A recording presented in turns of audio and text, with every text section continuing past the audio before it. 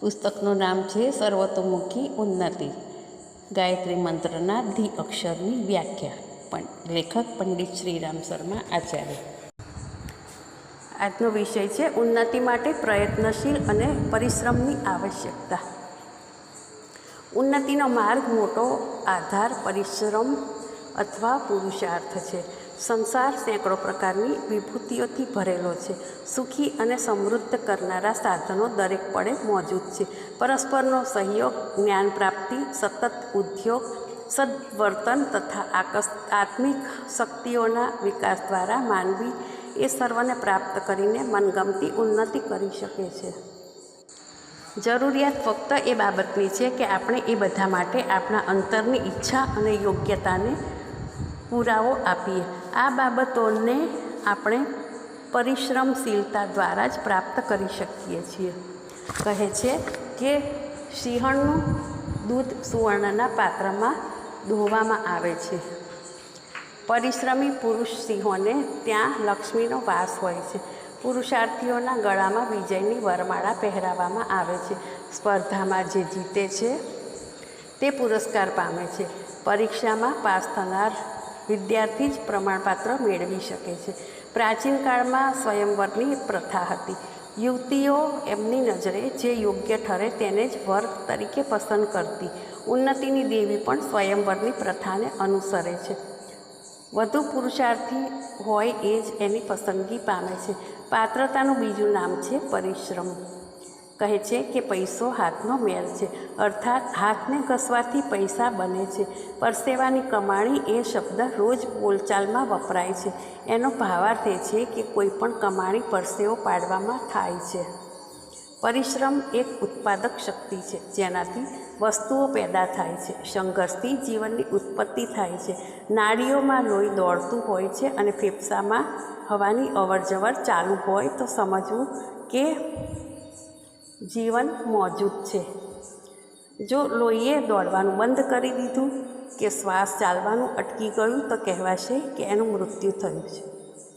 જો આ જીવનને ટકાવી રાખનાર ગતિ મંદ કે શિથિલ પડતી દેખાય તો ચતુર વૈદ્ય કહી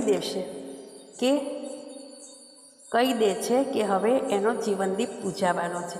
જે લોકો પરિશ્રમી છે, સદા કામમાં મગ્ન રહે છે, તેઓ જીવિત છે.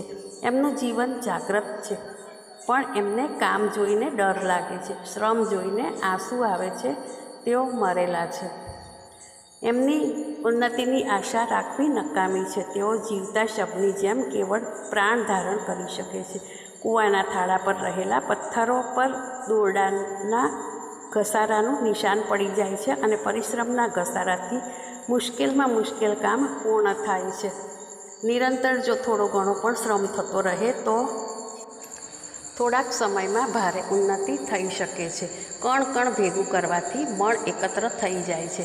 મહાત્મા ગાંધીનો સમય ઘણો કર્તવ્ય કાર્ય વ્યસ્ત રહેતો હતો. તેઓ સદા કામોમાં ડૂબેલા રહેતા હતા.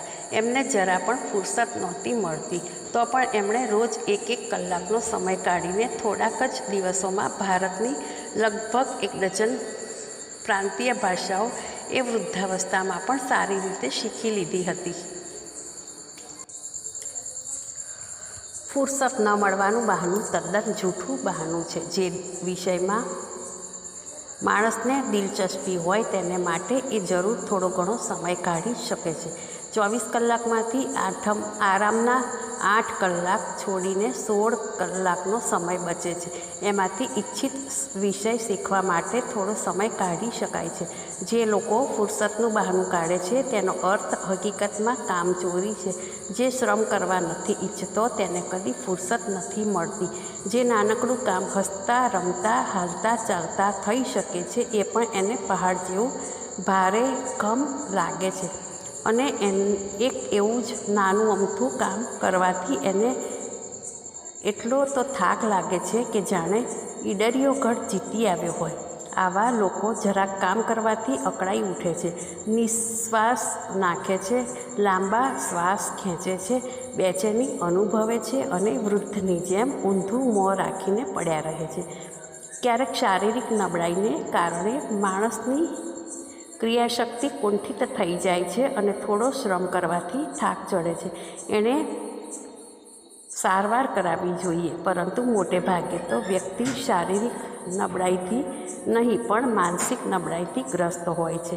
શારીરિક નબળાઈ કરતાં માનસિક નબળાઈથી શક્તિઓ વધારે કુંઠિત થાય છે.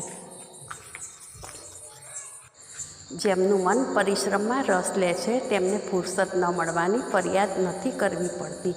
તેઓ અનેક ઉપાધિઓ અને કાર્યોમાં વ્યસ્ત હોવા છતાં પોતાના પ્રિય વિષયની સાધના કરવા માટે થોડોક સમય શોધી કાઢે છે અને કાર્ય માટે થોડો પણ નિયમિત સમય અપાતો રહે તો અલ્પકાળમાં જ આશ્ચર્યજનક પ્રગતિ જોવા મળે છે. જો 1 કલાક નિત્ય વ્યાયામ કે તેલ માલિશ માટે નક્કી કરવામાં આવે તો 1 વર્ષમાં શરીરની સ્થિતિ કંઈ ને કંઈ બની જાય છે. જો 1 કલાક રોજ કોઈ બીજી ભાષાનો અભ્યાસ કરવામાં આવે તો 1 વર્ષમાં એ ભાષાનું કામચલાઉ જ્ઞાન સરળતાથી મળી શકે છે. જ્યોતિષ, સ્વાસ્થ્ય, ગણિત, સમાજશાસ્ત્ર, મનોવિજ્ઞાન, ધર્મ વગેરે કોઈ વિષયનું સારું એવું સાહિત્ય રોજ 1 કલાક 1 વર્ષ સુધી વાંચવામાં આવે તો એ વિષયમાં વિદ્વતા પ્રાપ્ત કરી શકાય છે. 1 કલાક જેટલો તુચ્છ સમય સામાન્ય રીતે કંઈક વિશેષ મહત્ત્વનો નથી ગણાતો, જેનાથી 2 ગણો 4 ગણો સમય આળસમાં કે ગપ્પા મારવામાં નષ્ટ થઈ જાય છે. ધ્યાન આપવાથી, સતર્ક દ્રષ્ટિથી પરીક્ષણ કરવાથી લાગે છે કે વિપુલ સમય એમ જ વીતી જાય છે. જેનો સદુપયોગ કરી શકાય તો કેટલું બધું કામ થઈ શકે. જેને પરિશ્રમમાં રુચિ હોય છે તેને ઘણો સમય મળી રહે છે.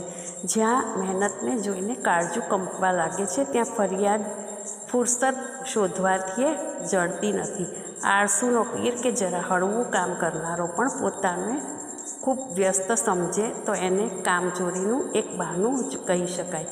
કોઈ વ્યક્તિ ગમે તેટલી મોટી કે અમીર કેમ ન હોય પણ એણે પરિશ્રમ તો કરવો જરૂરી છે. મોટા કરોડપતિ ધનકુબેરો આળસમાં નથી પડ્યા રહેતા, પરંતુ સામાન્ય મજૂરો કરતાં વધારે કામ કરે છે. જો તેઓ આટલું કામ ન કરે તો એમની સંપત્તિની દિન પ્રતિદિન વૃદ્ધિ થતી અટકી ન જાય, પરંતુ ઘટતી પણ જાય. લક્ષ્મી એમના જ ઘરમાં નિવાસ કરે છે કે જેઓ પરિશ્રમના પુરુષ સિંહો છે.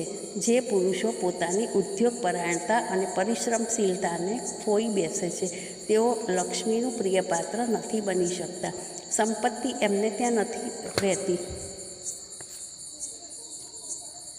અકર્મણ્યતા દરિદ્રતાની સખી છે. જ્યાં અકર્મણ્યતા રહેશે ત્યાં કોઈને કોઈ રીતે દરિદ્રતા જરૂર પહોંચી જશે. પ્રાચીન કાળમાં આપણા પૂજ્ય પૂર્વજો શ્રમપરાયણતાનું મહત્ત્વ સારી રીતે સમજતા હતા. એટલા માટે એને પવિત્ર ધાર્મિક કાર્યોમાં બહુ ઊંચું સ્થાન આપ્યું છે. આધ્યાત્મિક સાધનામાં એની મુખ્ય સ્થાપના કરી છે. તપશ્ચર્યા શબ્દ ધાર્મિક જગતમાં બહુ આદરથી ઉચ્ચારવામાં આવે છે. તપશ્ચર્યા શબ્દ આપણા હૃદયમાં આદર અને શ્રદ્ધાનો સંચાર કરે છે. તપસ્વી વ્યક્તિ એને માટે આપણું મસ્તક સહજ શ્રદ્ધાથી નમી જાય છે. આ તપસ્યા શું છે? શ્રેષ્ઠ, ઉચિત અને ઉન્નતિશીલ કાર્યો માટે પરિશ્રમ કરવો અને એ માર્ગમાં જે કષ્ટો આવે એ સહન કરવા, એ જ તપસ્યા છે. ઋષિમુનિઓનું જીવન તપસ્યામય હતું. તેઓ તપશ્ચર્યાની સાધનામાં પૂરતો સમય આપતા હતા. વિદ્યાર્થીઓ પણ તે તપસ્યાને જ્ઞાનથી વધુ મહત્ત્વ આપતા હતા, કેમ કે વિદ્યા અને જ્ઞાનથી મગજનો વિકાસ થાય છે, પણ એ ચેતના ઉત્પન્ન નથી થતી જેના દ્વારા એ મગજના વિકાસને કાર્યરૂપે પરિણત કરી શકાય, જીવન વ્યવહારમાં લાવી શકાય. જેને કઠોર પરિશ્રમ કરવાની આદત છે તે જ પોતાના ઉન્નતિશીલ વિચારો અનુસાર આચરણ કરી શકે છે. સ્વાભાવિક રીતે ઉપર ચડવામાં વધારે પરિશ્રમ કરવો પડે છે. સીડીઓ પર ચડી ઉપરના માળે પહોંચનારા અને પર્વતોના શિખરની ઊંચી યાત્રા કરનારા જાણે છે કે એમના પગને સમતળ ભૂમિ પર ચાલવા કરતાં વધારે કાર્ય કરવું પડે છે. જેમના પગ આ વધારે કાર્યનો બોજ ઉઠાવવા તૈયાર ન હોય તેઓ ઊંચા સ્થાને પહોંચવાનો આનંદ નથી લૂંટી શકતા. ઉપરથી નીચે સરકી પડવાનું સુગમ છે. 200 ફૂટ ઊંચી દિવાલ પરથી કોઈ નીચે પડે તો 2 વાર સેકન્ડમાં હાથ પગ હલાવ્યા વિના જ એ જમીન ઉપર આવી પડશે. પરંતુ એટલી ઊંચાઈ સુધી ચડવા માટે ઘણી મહેનત કરવી પડશે. જીવનને પતનના ખાડામાં પટકી દેનાર કુવિચારો સહેલાઈથી કામે લાગી જાય છે, પણ ઊંચે લઈ જનારા માર્ગ પર ચાલવામાં ઘણો પ્રયત્ન અને પરિશ્રમ કરવો પડે છે. વિઘ્નો સાથે ઘણો સંઘર્ષ કરવો પડે છે, ત્યારે જ કંઈક સફળતા મળે છે. એટલા માટે ઊંચે લઈ જનારી સાધનાનો તપશ્ચર્યા સાથે અનન્ય સંબંધ છે. જેનામાં તપ કરવાની વૃત્તિ નથી, તેને માટે આત્મિક કે ભૌતિક, આંતરિક કે બાહ્ય કોઈ પણ પ્રકારની ઉન્નતિ મુશ્કેલ છે. જૂના જમાનામાં આજની જેમ બાળકોને બિનજરૂરી લાડ લડાવી જ ગુરુઓના સંરક્ષણમાં તપસ્યાનું કઠોર જીવન વિતાવવા વિદ્યાભ્યાસ કરવા મોકલવામાં આવતા હતા. તો આજે તો થોડા પૈસા જેમણે ગાંઠે બાંધ્યા છે તેઓ એમના સંતાનોને સ્કૂલે પહોંચાડવા અને ત્યાંથી લાવવા માટે રિક્ષા કે કાર મોકલે છે.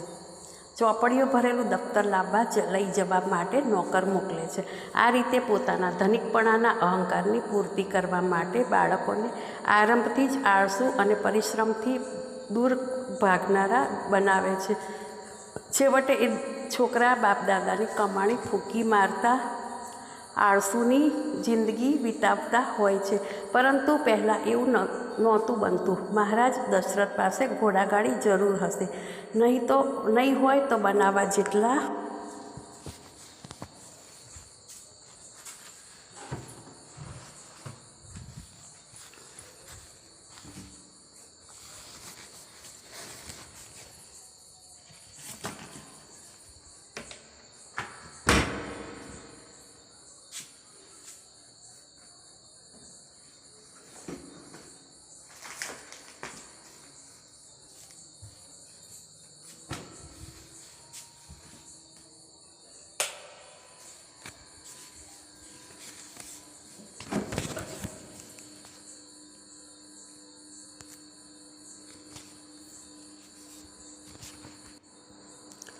આજે રિક્ષામાં બેસીને સ્કૂલે જનારા ભૂલકા, જેમને મા બાપ સત્યાનાશી લાડનો અતિરેક બતાવી પંગુ બનાવી દે છે, તે મોટા થઈને પટિયા પાડવા, ફેશન કરવી, સિનેમા થિયેટરોના આંટા મારવા સિવાય કોઈ પુરુષાર્થપૂર્ણ પ્રગતિ નથી કરી શકતા. પ્રાચીન કાળમાં શિક્ષક રાખીને બાળકોને ઘેર ભણાવવાની ક્ષમતાવાળા ધનિકો પણ હતા, પરંતુ તેઓ જાણતા હતા કે આટલા નાજુકપણાથી શીખેલી એ વિદ્યા કારકુનોની નોકરી અપાવવા સિવાય બીજા કોઈ કામમાં નથી આવતી. એટલા માટે બાળકોને ભાવિ જીવનમાં કર્મઠ તથા વિદ્યાર્થી બનાવવા માટે શરૂઆતથી જ વિદ્યાભ્યાસની જેમ તપશ્ચર્યા પણ શીખવવામાં આવતી હતી. જે બાળકોનો વિકાસ તપસ્યામય વાતાવરણમાં થાય છે તેઓ જ મોટા થઈ મહાપુરુષો તરીકે સર્વતોમુખી ઉન્નતિ કરીને નરરત્નો સ્વરૂપે સંસાર સમક્ષ આવીને ઝળહળે છે. વિશ્વનું કોઈ કાર્ય એટલું અઘરું નથી જેને તપસ્યા દ્વારા પૂરું ન કરી શકાતું હોય. પ્રચંડ ભક્તિ દ્વારા ભક્તો ત્રણેય લોકનો નાથ નારાયણને પોતાના વશમાં કરી લે છે. દેવો અને ભૂત પિશાચો પર કાબૂ મેળવી લે છે.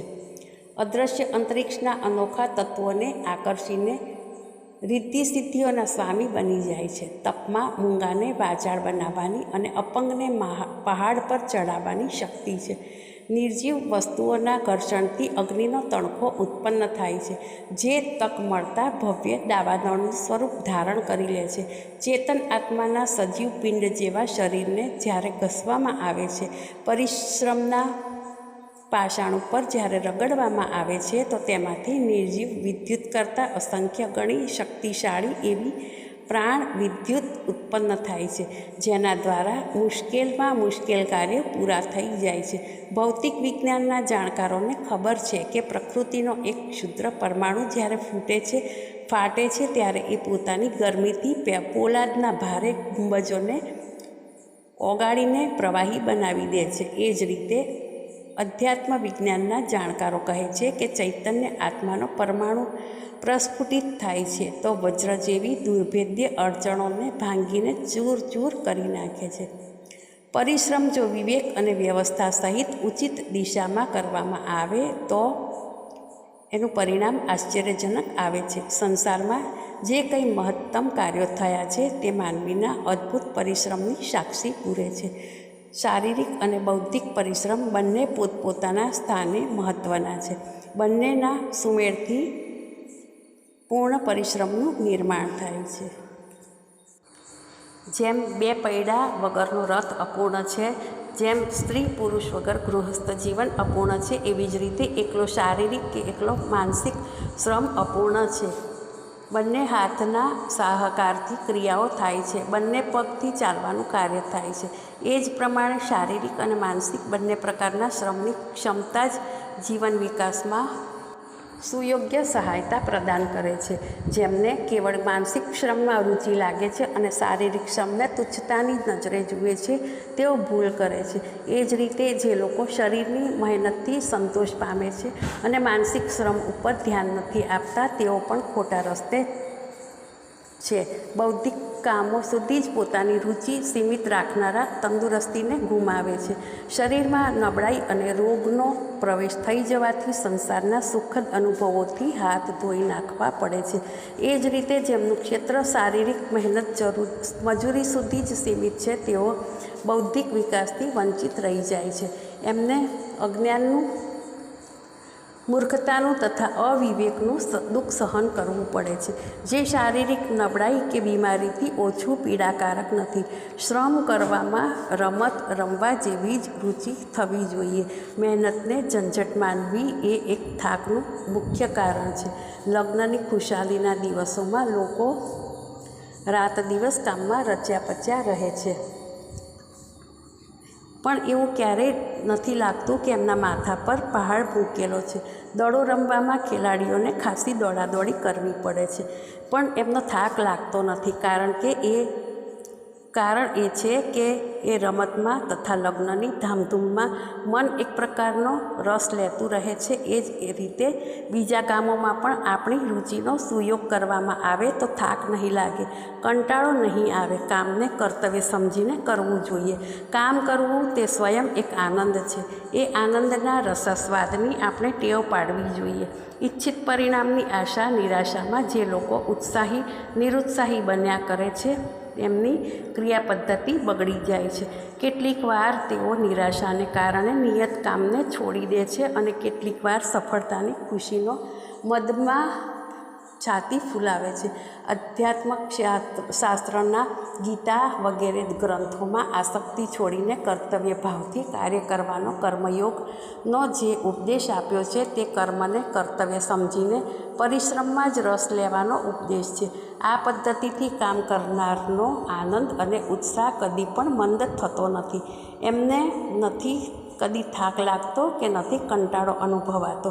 કામને રમત સમજીને એને પોતાનો અભ્યાસ વધારવાની એક તાલીમ માનીને કામ કરવાની ટેવ ખૂબ ઉપયોગી છે. જે રીતે ચિત્રકળાનો વિદ્યાર્થી પોતાની રુચિને કેળવીને પોતાના ચિત્રને વધુને વધુ સુંદર બનાવવા માટે એકાગ્રતાપૂર્વક પ્રયત્ન કરે છે અને સારું ચિત્ર ન બને તો પણ પોતાના પ્રયત્ન સમયના અભ્યાસ રસથી ખૂબ આનંદ પ્રાપ્ત કરે છે અને વારંવાર નવા ચિત્રો બનાવતા પોતાની યોગ્યતા વધારતો છેવટે એક દિવસ કુશળ ચિત્રકાર બની જાય છે. એ રીતે આપણે દરેક કામને એક ચિત્ર સમજીને આપણા આત્માનંદ માટે તેને વધુને વધુ સુંદર બનાવવાનો સુરુચિપૂર્વક પ્રયત્ન કરવો જોઈએ. જ્યારે આ સાધના ટેવ બની જાય છે, ત્યારે માનવી એક સાચો કર્મયોગી બની જાય છે અને પ્રતિક્ષણ એ આનંદમાં મગ્ન રહે છે, જે કર્મયોગીને પ્રાપ્ત થતો હોય છે. પરિશ્રમી વ્યક્તિ દરેક ક્ષણે સફળતા અને ઉન્નતિના આનંદથી ઉચ્ચ કોટીના રસનો આસ્વાદ લેતી રહે છે. પરિશ્રમમાં સેંકડો લાભોનો ભંડાર ભર્યો છે. નિરોગીપણું, બલિષ્ઠતા, દીર્ઘ આયુષ્ય, પ્રફુલ્લતા, ગાઢ નિદ્રા, ચૈતન્ય, સ્ફૂર્તિ, ઉત્સાહ, સાહસ, ઉત્પાદન, બુદ્ધિ, વૃદ્ધિ, આત્મવિશ્વાસ વગેરે અનેક આનંદદાયી તત્વોની અભિવૃદ્ધિ થાય છે. મુશ્કેલીઓ સરળ બની જાય છે અને દુર્લભતા સુલભતા બની જાય છે. પરિશ્રમની સીડી ઉપર પગ મૂકનાર મનુષ્ય નિરંતર ઊંચે ચડતો રહે છે અને એક દિવસ એ અભિવૃદ્ધિ એટલી વધી જાય છે કે તેનામાં તેના આળસુ મિત્રોમાં જમીન આસમાનનું અંતર પડી જાય છે. મોટાની મોટાઈ, મહાપુરુષોની મહાનતા, વિદ્વાનોની વિદ્વતા અને ધનવાનોની ધનિકતા બીજું કાંઈ નથી, ફક્ત એમના પરિશ્રમનું જ બીજું સ્વરૂપ છે. શ્રમ સુવર્ણનો એક ટુકડો છે, એને જે બીબામાં ઢાળી દેશો એવું જ આભૂષણ બની જશે.